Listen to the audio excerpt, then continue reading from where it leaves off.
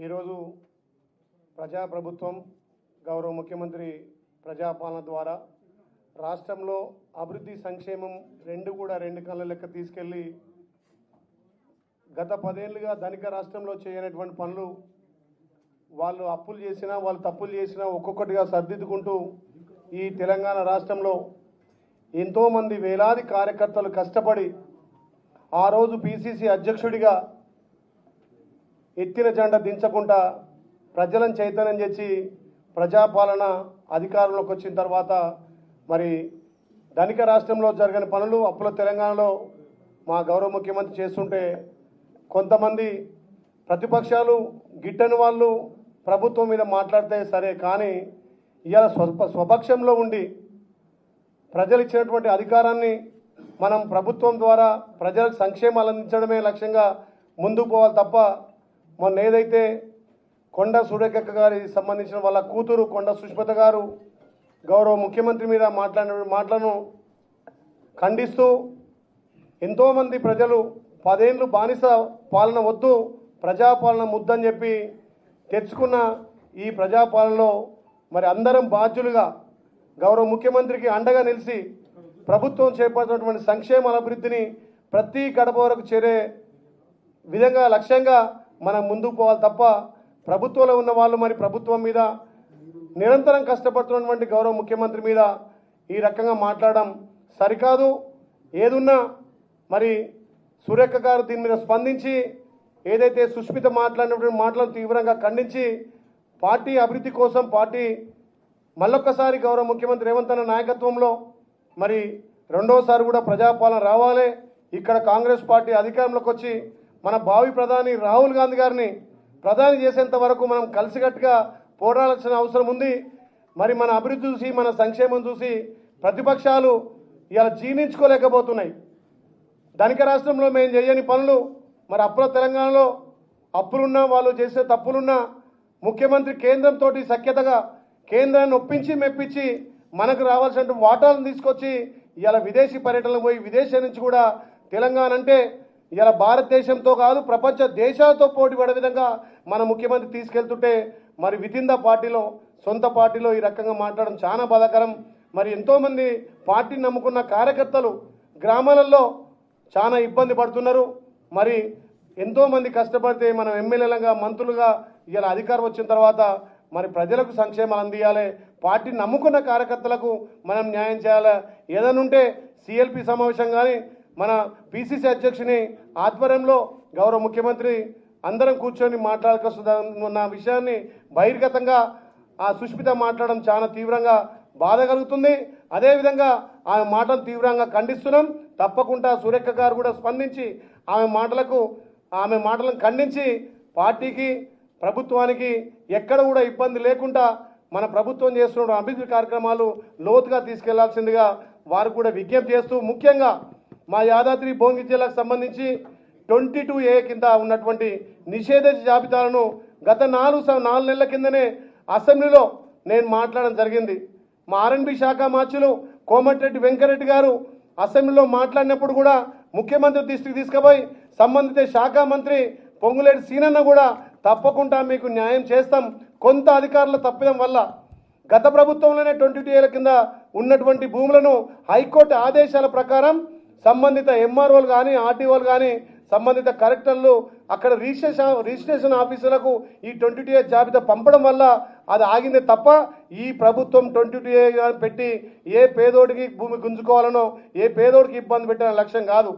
కాంగ్రెస్ ప్రభుత్వం అంటేనే పేదలకు బడుగు బలైన వర్గాలకు ఎస్టీ ఎస్సీలకు భూములు వంచిన చరిత్ర కాంగ్రెస్ పార్టీది.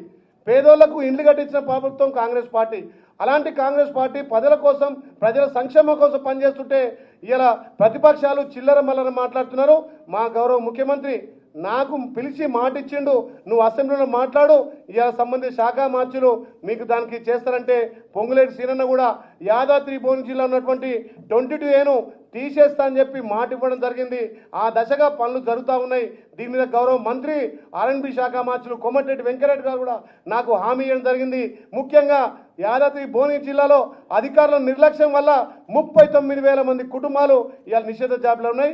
దాన్ని మా పెద్దలు రెవెన్యూ శాఖ మార్చులు పొంగులేటి సీనన్న కూడా పర్యవేక్షణలో 2010 మాత్రం పూర్తిగా నిషేధ జాబితాను తొలగిస్తానని మాట ఇచ్చింది. కాబట్టి పార్టీకి అందరం విధేయులుగా ఎంతోమంది కార్యకర్తలు కష్టపడితే ఇలా మనం ఎమ్మెల్యేలుగా, ఎంపీలుగా, ఎమ్మెల్సీలుగా గెలిచాం. కాబట్టి దయచేసి వితిన్ ద పార్టీలో మన ముఖ్యమంత్రి చేపడుతున్న అభివృద్ధి సంక్షేమాలను పేద ప్రజల కోసం ప్రతి గడపకు అందే విధంగా ముందుకు తీసుకుపోవాల్సిందిగా విజ్ఞప్తి చేస్తా ఉన్నా. పాత్రికేయులకు నమస్కారం. గౌరవ విప్పు బలుమూరి వెంకట్ గారు, గౌరవ ప్రభుత్వ విప్పు వీర్లైలే గారు, ముగ్గురం విప్లం అందుబాటులో ఉన్న ఎమ్మెల్యేలందరినీ ఇక్కడ పిలిచి రాష్ట్రంలో జరుగుతున్నటువంటి బీఆర్ఎస్ బీజేపీ చేస్తున్నటువంటి అసత్య ప్రచారాల మీద మాట్లాడుతున్నటువంటి క్రమంలో వితిన్ ద పార్టీలో జరుగుతున్నటువంటి పరిణామాల మీద కూడా గౌరవ విప్పులు, గౌరవ ఎమ్మెల్యేలు, ఎమ్మెల్సీలు అందరం కూడా రాష్ట్ర ముఖ్యమంత్రి పైన ఎవరు మాట్లాడినా, ఎవరు తప్పుడుగా మాట్లాడినా, తప్పుడు ఆరోపణలు చేసినా రాష్ట్ర ప్రభుత్వం, కాంగ్రెస్ పార్టీ కఠిన చర్యలు తీసుకోవాలని చెప్పేసి అభిప్రాయంతో గౌరవ ముఖ్యమంత్రి గారికి, పిసిసి ప్రెసిడెంట్కు మేమందరం కూడా రిపోర్ట్ చేయాలనేటువంటి అభిప్రాయంతో రావటం జరిగింది. అంటే కాంగ్రెస్ పార్టీలో ఉంటున్నటువంటి వ్యక్తులు ఈరోజు రాష్ట్ర అధినేత సీఎం నిర్ణయాన్ని తప్పుపట్టడం అంటే, ఈ నిర్ణయాన్ని తప్పుపడుతున్నటువంటి వ్యక్తులు, నిర్ణయాన్ని వ్యతిరేకిస్తున్నటువంటి వ్యక్తులు ఈ పార్టీలో ఉండే నైతిక అర్హత లేదనేటువంటి ఒక అభిప్రాయాన్ని కూడా మేము రావటం జరిగింది. అంటే చెట్టు కింద ఉండి చెట్టు కొమ్మనే నరుక్కునేటువంటి ఒక వైఖరి, దుర్మార్గమైనటువంటి వైఖరి, ఇది ప్రతిపక్షాలకు గొంతునిచ్చే వైఖరిగా మేము భావిస్తా ఉన్నాం. కొండ సురేఖ గారు క్రమశిక్షణ సంఘం ఇచ్చినటువంటి నోటీసుకు, షోకాజుకు సమాధానం ఇస్తూ నాకు సంబంధం లేదన్న. నీకు సంబంధం లేదన్నప్పుడు నీ బిడ్డ మాట్లాడిన మాటల్ని ఎందుకు ఖండించలేదు?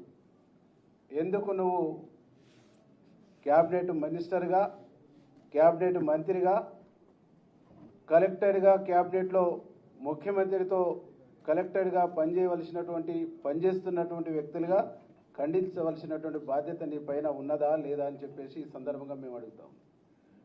మీరు చేస్తున్నటువంటి తప్పుల్ని, మీరు అనుసరిస్తున్నటువంటి తప్పులకు, మీరు మాట్లాడుతున్నటువంటి తప్పుడు భాషకు ప్రభుత్వం, ముఖ్యమంత్రి మూల్యం చెల్లిస్తుండ్రు. కానీ మీరు మాత్రం ఆ పదవిలో ఎంజాయ్ చేస్తూ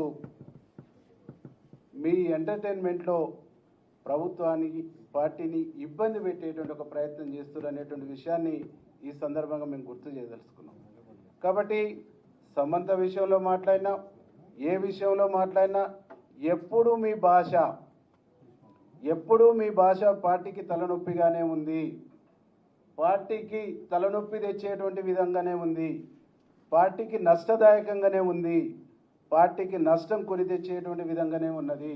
కాబట్టి ఈ భాష మాట్లాడుతున్న, ఈ యాక్టివిటీ ఉన్నటువంటి వ్యక్తులపైన పార్టీ పిసిసి ప్రెసిడెంట్ గారు కానీ, ఏఐసిసి కానీ కఠినమైనటువంటి నిర్ణయాలు తీసుకోవాలనేటువంటి ఒక ఆలోచనతో మేము ఈరోజు మాట్లాడటం జరిగింది. మేమందరం కూడా ఒకటే కోరుతా ఉన్నాం. ఈ రాష్ట్రంలో కాంగ్రెస్ పార్టీని అధికారం తీసుకురావడానికి ఇక్కడ ఉన్నటువంటి ఎమ్మెల్యేలు, ఎమ్మెల్సీలు, బయట ఉన్నటువంటి మంత్రులు, అనేక మంది నాయకులతో పాటుగా చెమట